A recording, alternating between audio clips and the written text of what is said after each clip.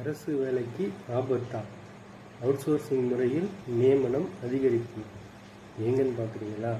வாங்க நம்ம வணக்கம் நண்பர்களே. இன்று நம்ம பேச போகும் விஷயம் என்னன்னு பார்த்தீங்கன்னா, அரசு நிறுவனத்தில் அதிக அளவில் அவுட் சோர்சிங் முறையில் அல்லது கான்ட்ராக்ட் பேசிஸில் பணி நியமனம் செய்யப்படுவதாக ஒரு தகவல் வெளியாகியுள்ளது. இந்த தகவல் உண்மையாக பொய்யான்றதை நம்ம பார்க்கலாம். பட் இதில் என்னென்ன சொல்லியிருக்காங்க இந்த தகவலில் அப்படின்னு பார்த்தீங்கன்னா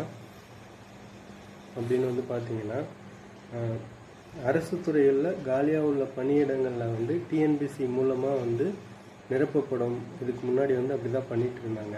இப்போ சமீப காலமாக பார்த்தீங்கன்னா சில துறைகளில் தற்காலிகமாக இல்லை ஒப்பந்த அடிப்படையில் தனியார் நிறுவனங்களிடமிருந்து டைரெக்டாக ஸ்டாஃபிங் பண்ணி பண்ணுறாங்க. ஸோ இதன் காரணமாக வேலைவாய்ப்பு குறையறதுக்கான வாய்ப்புகள் அதிகமாகுது. குறையறதுக்கான மட்டும் இல்லாமல் சம்பளம், வேலைவாய்ப்பு, பாதுகாப்பு, ஓய்வூதியம் போன்ற சில சலுகைகள் குறையறதுக்கான வாய்ப்புகள் அதிகமாக இருக்கிறது.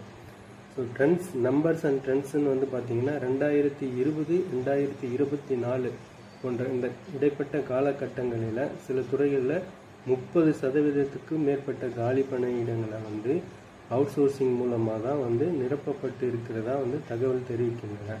அது எந்தெந்த டிபார்ட்மெண்ட்டில் அப்படி பண்ணியிருக்காங்க அப்படின்றத நம்ம பார்த்தோம்னா, மருத்துவத்துறையில் நர்ஸ்கள், அதுக்கப்புறம் டெக்னீஷியன்ஸ், லேப் டெக்னீஷியன்ஸ், பள்ளிகளில் இருக்க லேப் டெக்னீஷியன் உதவியாளர்கள், அப்புறம் ஆஃபீஸில் இருக்க கிளர்க்ஸ், கவர்மெண்ட் ஆஃபீஸில் இருக்க கிளர்க்ஸ், இவங்கெல்லாம் இந்த மாதிரி பொசிஷனில் தான் போட்டிருக்கிறதா சொல்லியிருக்காங்க.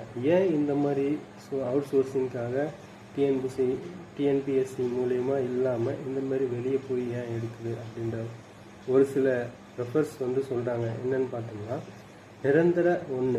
நிரந்தர ஊழியர்கள் சலுகைகள் தவிர்க்கலாம். ரெண்டாவது பாயிண்ட் என்னன்னு பார்த்தீங்கன்னா, தேர்வு நடத்த தேவையில்லை, விரைவான டைரக்ட் நியமனம். ஸோ இன்னொன்று தேர்டு பாயிண்ட் என்னன்னு பார்த்தீங்கன்னா, ஒப்பந்த அடிப்படையில் கட்டுப்படுத்த எளிதாக இருக்கிறது. இந்த 3 ப்ரெஃபரன்ஸினால் அவுட் சோர்சிங் கவர்மெண்ட் செலக்ட் பண்ணியிருக்கிறதா ஒரு சஜஷன் சொல்லியிருக்கிறாங்க.